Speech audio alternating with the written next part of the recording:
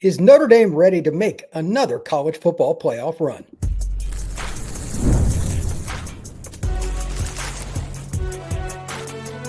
You are Locked On College Crossover, part of the Locked On Podcast Network. Your team every day.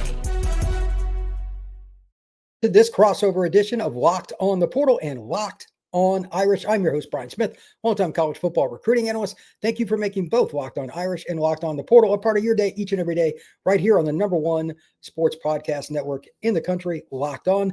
We are glad to have you here. We're going to be talking about how the Irish will use the transfer portal. They only used it for 8 players this offseason that were in for now. But is that going to change with a lot of players heading off to the NFL after this season? We're going to get to that later in the show. Notre Dame's offensive line depth. They've lost multiple players. How's it worked out? Did they approach it right? I think they did, but it's open for discussion. We're going to be talking about CJ Carr and Jeremiah Love, just because, quite frankly, they're awesome football players. But what kind of impact do they have moving forward? Recruiting, transfer portal, and everything else. But at the beginning, how much of a run can the Irish make in the playoff this year? It's been a flawed team, but one that has made changes. Let's figure it all out with my guy, Tyler Wojcick. Tyler, what's going on, man? Everything good in your world? Yep. Very happy to be back here talking to you. It's been too long, and it comes at a good time. If we had done this right after the Texas A&M game, I don't know if morale would have been quite as high as it is now, but Notre Dame has won 7 straight. Looks like they have a good chance to make it back to the college football playoff as long as they take care of business, and recruiting seems to be on the rise again. That is very true. I'm going to dive in more into the recruiting part of this in another week or two. We'll do another show, but 27 recruiting has already taken off, and some of the things I've heard behind closed doors, just as a precursor for a couple of weeks from now, very good for the Irish. But to that end, it is my belief, and I want to ask you this. Last year, they made the run after getting beat by Northern Illinois, going all the way to the title game before losing again. I think a lot of people, even though there are tons of Notre Dame haters, as you know, as a grad, I mean, it's in somebody, I've followed Notre Dame my whole life. I'm fully aware of it too. Do you think that it helped with high school coaches, trainers, everybody, and of course the recruits themselves, because it was the belief, okay, they've truly stepped up their game? Do you think that's one of the reasons they've got a top 5 class right now? No doubt, because it's one thing to sell recruits and to sell these coaches, because I do think that plays a big part in it, in a vision, saying, oh, like you are going to be the reason that things change. But I just think it's a much easier sell when there's actually proof of concept that you could say, look at what we did without top 5 recruiting classes. We made it all the way to the national championship. We came up short to the team in Ohio State, who clearly had the most talent of anyone in college football last season. Like, the fact that they lost 2 games with that roster still makes no sense to me. They obviously got the revenge against Oregon, but the fact that they lost to Michigan, it still just makes no sense. But that was the most talented team, and it's because they recruited a high level every single year, and then they're very smart in how they use the transfer portal, and I think Notre Dame is trying to do the same thing. So the fact that they were able to go to the national championship, knock off the SEC champion in Georgia, who also recruits every year, just provides proof of concept to the recruits, to their families, to everyone around them that, hey, not only can you get a great education and it can set you up for your long-term future at Notre Dame, but you can win on the field too and then end up going to the NFL. On that note, last year, Notre Dame had some goofiness with their offensive line and injuries and whatnot. This year, it's been worse. But obviously, Charles Jagusa, like, he is a freakazoid. He's a guy that missed most of last year. Then he came back in that weird scenario in the playoff game. Like, I've never seen anything quite like that. Oh, by the way, just go play left tackle. You haven't played this season. I don't know if I've ever seen a guy inserted and play so well at a spot. Have you heard anything on him, or is that just I don't expect to get any accurate injury updates from Notre Dame or anybody else. Like, I know how that works, but what have you heard? I think the best way I can put it is I would be legitimately floored if he plays at all this season. And I'm including the playoff in that conversation as well. When the injury first happened, it was the day before 4th of July, and there were some people who were hopeful that he could come back at some point, like middle of October, maybe early November. But it is my understanding that he had a second procedure on that arm. It was a planned procedure, but I think that, maybe some complications, some things came up that made everyone sort of alter the timeline, and I don't think they want to rush him back at all, which puts Notre Dame in a pretty compromising position right now, because you think about it, they're really without their top 3 offensive linemen. If you go back to the summer, because Charles Jagasaw, Billy Strouth, and Ashton Craig as well are all out with an injury. Now they hope to get Billy Strouth back soon, but I just feel really bad for Charles Jagasaw because he missed most of last season with the torn pec injury that he suffered in camp, and then he has this freak injury that happens in the summer. Like, we all know he has a ton of talent and a ton of potential, but until he's able to realize that on the field, it might just be like a what-if scenario. That's kind of where I'm at. So the other one is Billy. He's MCL sprain. I forget what it was, PCL, something like that. I would assume he'll be back for the playoff, but I just did a live show. And I was talking about Notre Dame's a team that can make a run, but at least one of those linemen's got to come back. And we know Ashton's not going to be it. You just kind of answered on Charles. So Billy is the most important injury news moving forward in my book. I mean, there could be somebody else that gets hurt later this season, but if they don't have all three of them, I mean, do we really think they can even make the Final Four? That's a tough pill to swallow. So we'll see.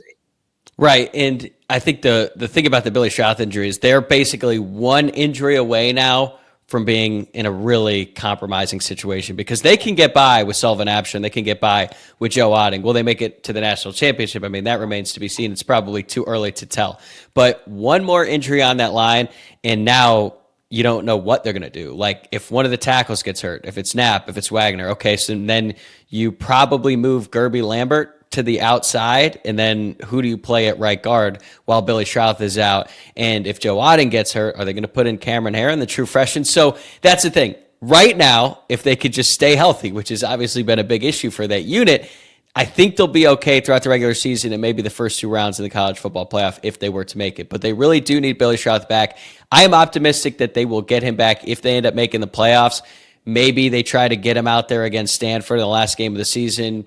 I don't know if they want to put him out there for a whole game or how they would try to play it, if they would rather try to get some of the dust off or just preserve him until they really need him in the playoff. But that is very important because, you know, he had a pretty solid season up until the USC game, which is ironically the one where he ended up suffering that injury. But in that game, he looked like Quentin Nelson at times. He was unbelievable, and he's basically playing on one leg. So really hopeful that they can get him back, because I think that changes everything for that offense. Speaking of changing everything, CJ Carr and Jeremiah Love. I'm sure you probably enjoy watching them just as much as I do. They're great players. I'm going to talk about their impact with Tyler when we come back, because if Notre Dame's going to make a run, both of them are a big part of it. That's next here on this crossover edition. Today's show is brought to you by our friends over at FanDuel. The NBA is back, and there's no better place to get in on the action than FanDuel, the official sports betting partner of the NBA. Even if you missed the start of the game or want to ride the hot hand, FanDuel has live bets on everything from who will win to fourth quarter comebacks. Plus, you can combine your live bets into a same-game parlay for a shot at a bigger payout. Keeps every game exciting, especially when your team's making that fourth quarter push. So check it out. And right now, FanDuel is also giving new customers $300 in bonus bets when your first $5 bet hits. So head to FanDuel.com, sign up, and play your game with FanDuel, the official sports betting partner of the NBA. Thank you once again for making Locked On Irish and Locked On the Portal a part of your day each and every day right here on the Locked On Podcast Network. I'm Brian Smith, joined by Tyler Wojcick of Locked On Irish. And I'm very surprised that CJ has been, acclimated this quickly into looking like a 10-year veteran in the NFL. Like the way he's just on the field, the way he acts, everything. We knew Jeremiah Love was Jeremiah Love. One of the reasons he's still at Notre Dame is he couldn't turn pro after last year. I mean, that's really the only reason. Yeah. Are you as surprised as I am with CJ? And I knew him when he played 7-on-7, and I saw him at the Miami game. Like, he's always calm, but are you surprised by just how seamlessly effortless this seems to be? I am surprised. I was really optimistic about what CJ Carr could do for Notre Dame, but I think my expectation was that he would really take off in his third season. And I felt like his first year as the starter was going to feature some ups and downs. And that was before the competition that ensued during fall camp, where it sounded like he couldn't stop turning the ball over and that he barely won the job over Kenny Minchie. So then when the season started, I thought they're going to be really conservative with him. They're not going to push the ball downfield that much. And then against Miami, that proved to be true. And it maybe was the reason that they lost that game. Like, they were too conservative. And then at the end, when they had no choice but to throw it downfield, he really started to excel, brought him back, and then the comeback ends up falling short. But that game alone really impressed me. And then for him to go out there and keep up with Texas A&M in that track meet, which looks a lot better now than it did even in that moment, I was just so blown away. Look, there's been some bumps along the way. Like you could point out that clap that he had at the end of the first half against Texas A&M that nearly led to a disastrous turnover. He's had some bad throws, some bad mistakes, like that one against USC. That was, just one of the dumbest decisions I've ever seen any quarterback make. But the fact that he's able to make those mistakes and then learn from them quickly, to me, is just so impressive. And the fact that he really struggled out there against USC in really poor conditions, and then to bounce back and not let even worse conditions affect him when he was going up against Navy. Like the fact that he's just chucking the ball downfield on a dime in pouring rain and then a blizzard at one point, to me, just shows you the type of arm talent he has and the type of confidence he has, which is pretty rare to see from a redshirt freshman. Yeah, he's top. I think he's still top 5. I'd have to look, but I want to say yards per attempt. He's number 1 in yards per attempt now. Oh, is he? Okay. Because again, like, what was it? Second or third play, whatever it was that they threw the ball to get, they went up top to Malachi this past week. And I'm like, okay, if Navy's really going to play cover 0, this is not going to work well for them. This is not that game plan, by the way, is terrible. I don't know what they were doing. You got to mix that up. You're going to show pre-snap 0 coverage against a good quarterback. Not a good idea. But he torched them and they just kept doing it. So you got to do what you got to do. And he didn't mind. In the second half, he had a few more pressures. It still didn't bother him, but give credit to Notre Dame's offensive line. He didn't get touched in the first half. It was insane. On that end, one of the reasons their pass game is so good is this guy named Jeremiah. In your opinion, and you haven't watched Notre Dame as long as I have, but is there anybody as dynamic as Jeremiah Love in college?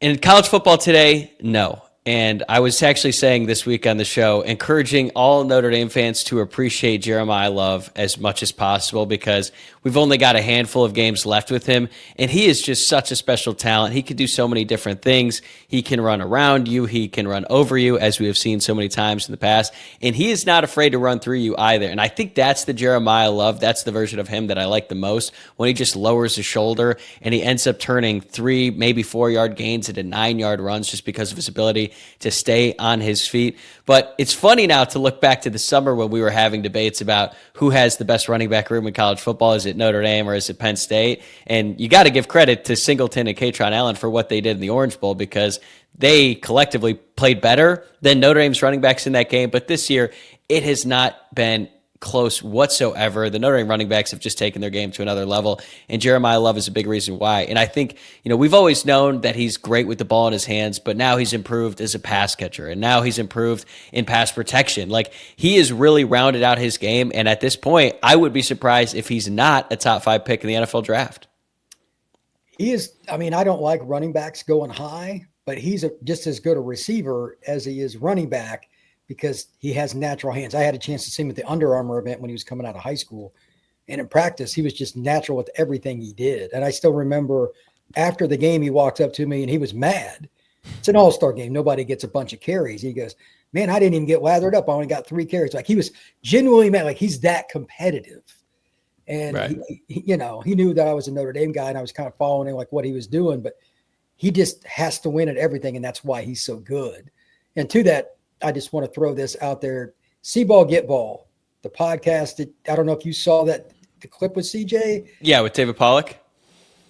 Do you remember the comment that he made, the little story about Jay Love at the Goog? No, I didn't. I didn't see that part. This is ridiculous. I guess every room's got different heights for ceilings. Notre Dame has some freaky athletes. Jeremiah walks in. There's a crowd of guys with CJ, and none of them could touch the ceiling at whatever spot this was in the Goog. Think about the athletes at Notre Dame. Jeremiah just looked up, jumped up and touched it and walked off.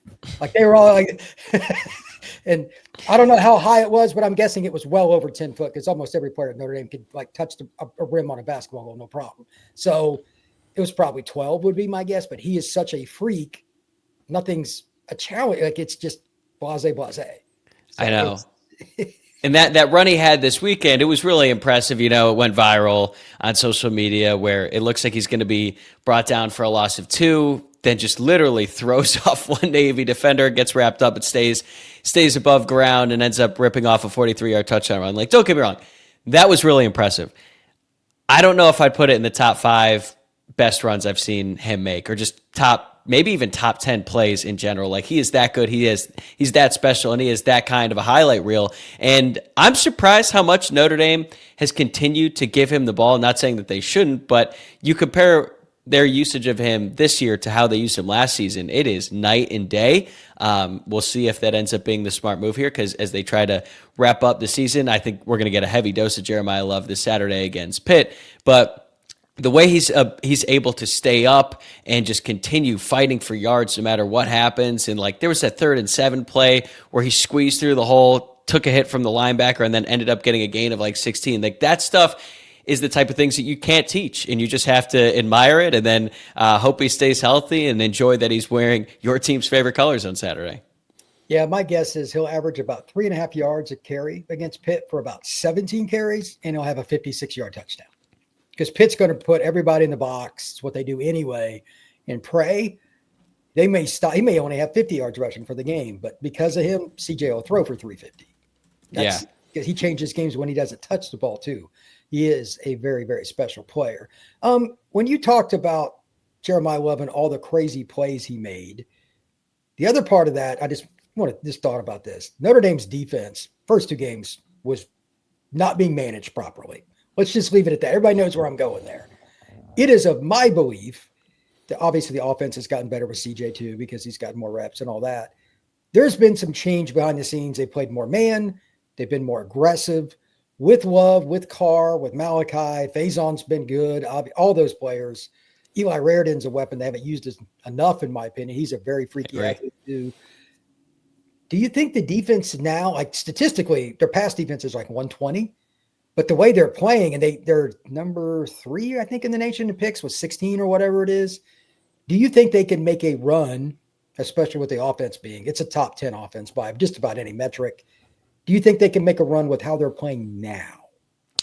I do. I have significantly more confidence in this unit than I did back in the middle of September, but they're going to have a big test on Saturday against Pittsburgh. I thought they passed the test against USC. It's interesting how they have used their defense this year compared to how Al Golden operated his defense. And like, when Al Golden was a defensive coordinator, I think if the one gripe you could have about his defenses were they did give up a lot of rushing yards. And I think his mindset was, okay, fine, we're going to give up some yards on the ground, especially in the middle of the field, but that's fine. You're never going to beat us on an explosive pass play. And it worked. Like, it wasn't a full bend but don't break defense, because eventually the defense would clamp down and they weren't giving up a ton of yards each and every week. But this year feels like the opposite. Even when Notre Dame's defense was struggling at the beginning of the year, they weren't really allowing that many rushing yards. Like, Texas A&M had a few touchdowns. Miami was able to get theirs at some key moments, but they weren't running all over Notre Dame. They were just passing all over them, and that was the issue. But I think that things have changed. They've tightened it up.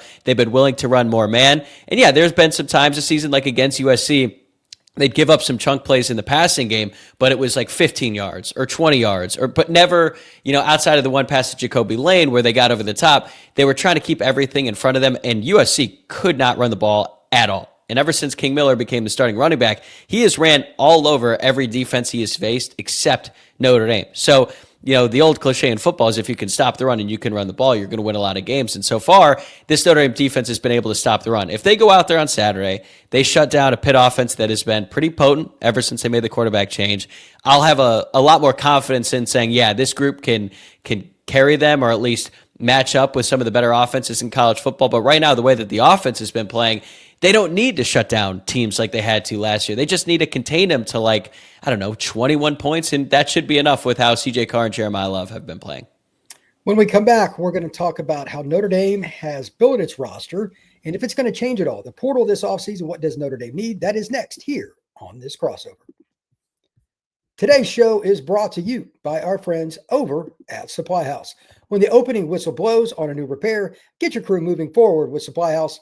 Order today and see parts on your doorstep tomorrow. Over 280,000 plumbing, HVAC, and electrical items from the most trusted brands in the business. Their real-time inventory and honest lead times keep you from punting on projects, while their industry-leading customer service always has your blind side covered. So if you need something tomorrow, they've got a helpline to make sure you get the right part, and you'll still get it in 24 hours. And if you need to figure it out, You kind of go through some different things. They've got a part finder, 3D schematics, everything that you need right there at Supply House.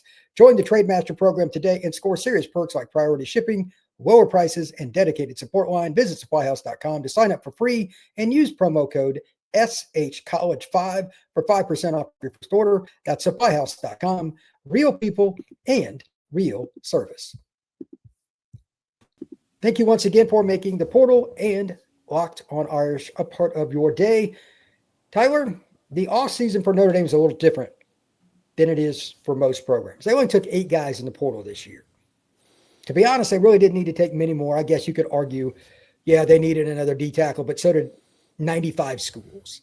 Notre Dame doesn't like paying a lot of guys, ton of money up front, et cetera, and that's what that market is. I have some numbers on some guys that aren't that good, who wouldn't have broke Notre Dame's top 3 or 4 that made $1 million plus. That's probably not making Notre Dame very happy, but I think it's going to get worse this year. As a reminder, there is only one transfer portal window moving forward. There is no spring window. So you do not get to go through spring ball and evaluate and then gobble up somebody who gets in the spring window. Notre Dame and everybody else, they don't want the spring window as coaches because they don't want to deal with it. But if you have an injury or if you're really deflated at one spot, it can cost you a chance to make the playoff. It sucks. So it's give and take.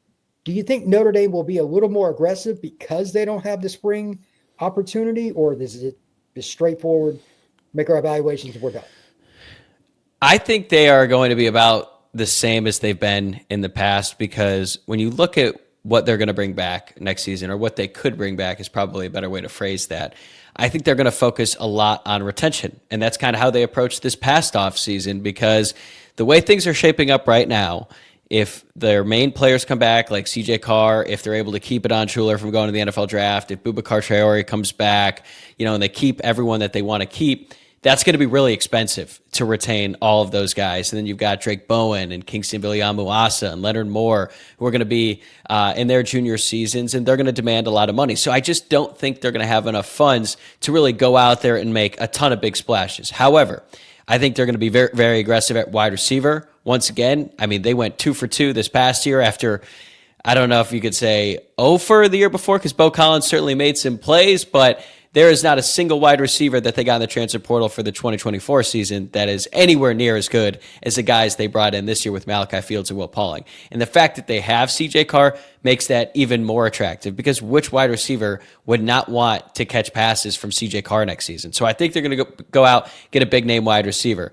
They're probably going to go after another guy in the defensive line. I would say their success rate there has been a little bit hit or miss. They got Javonte Jean-Baptiste a few years ago, huge hit.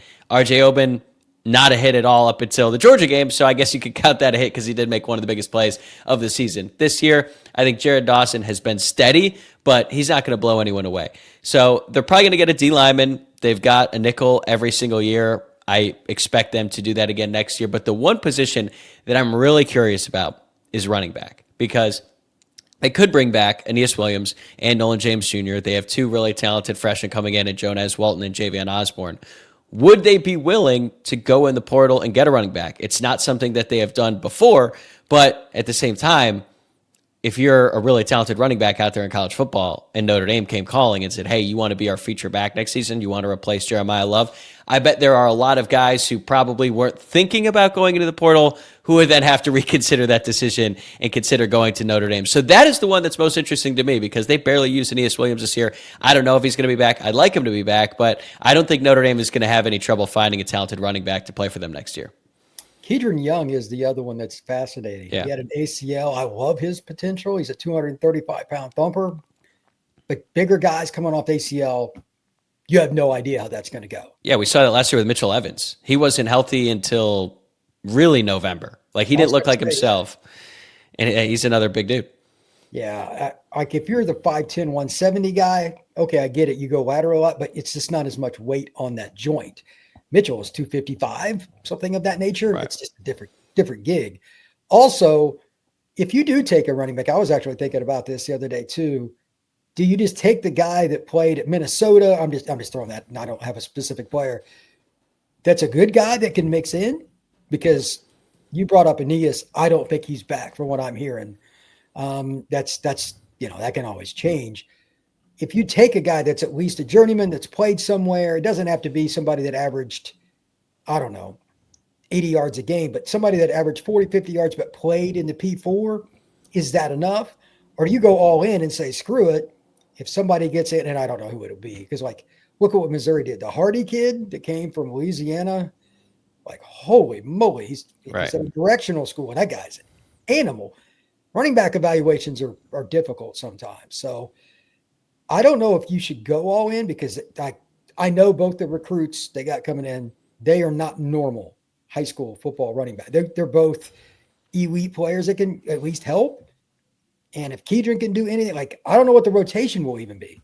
So I think they're guessing. Would you go all in, or would you just take kind of a guy that can definitely play?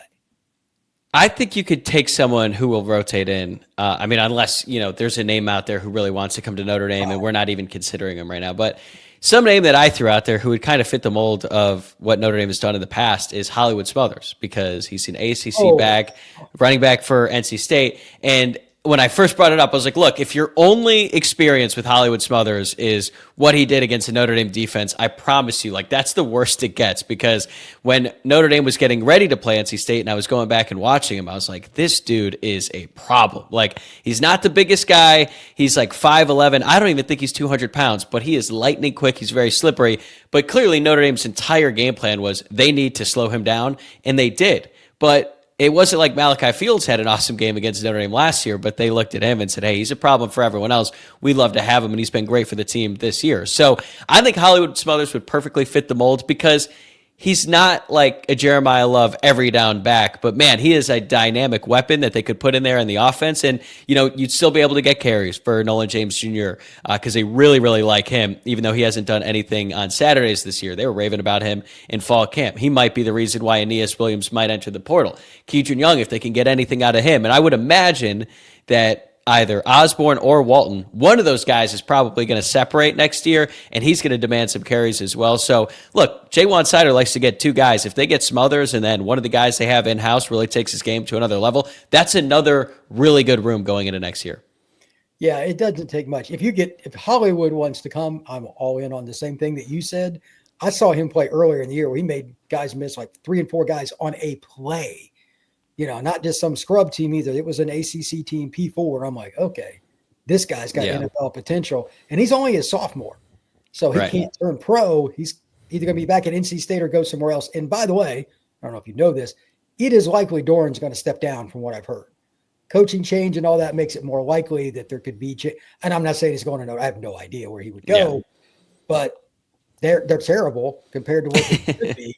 Because they got so much offensive firepower. He's probably tired of that defense, leaving them out to dry. They were so bad on defense. It's just insane.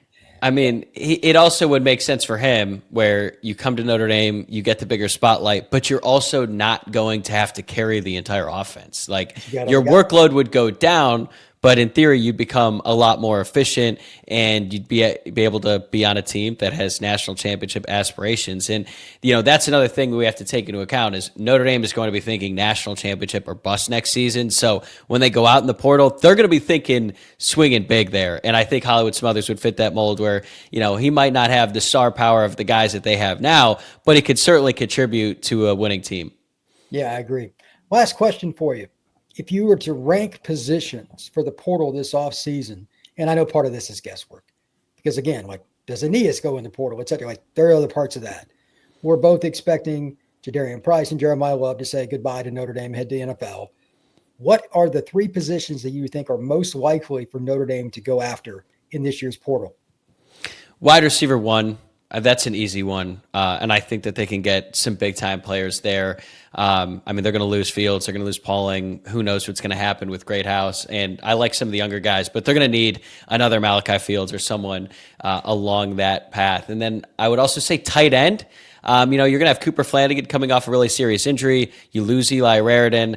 Ty Washington has been okay this year. He did get a touchdown in that game against Navy, but I think they should go out there and they should be able to get someone, even though, I really like what they're bringing in with Ian Premer and all that, but it'd be good to just have another veteran presence.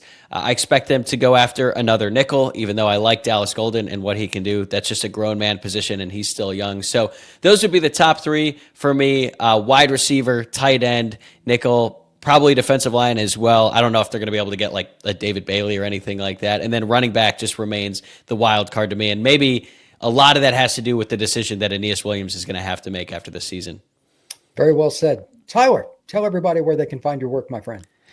So we got Locked On Irish every morning here, Monday through Friday, and then I go live every Sunday night. We're doing Sunday Night Live, very creative, original name. I'm the first person to think of that. And then also do the Irish Squad show every Thursday night with some Notre Dame legends, Alan Pinkett, Reggie Brooks, as well as Allison Hayes from ABC 57 Kickoff in South Bend. So during the season, a whole lot of content coming your way, and I'm really glad to be able to do another crossover with you, man, because like I said at the beginning, it's been too long. Yeah, it's a lot of fun. Been informative. I'm glad you brought up some of the list. I need to kind of check out where I think Notre Dame's portal is headed as well. You can find the Portal Podcast wherever you get your pods or wherever you check out Tyler. Same places for me: YouTube, Spotify, Apple, Podbean, everywhere else. This has been Locked On Irish and the Portal Podcast.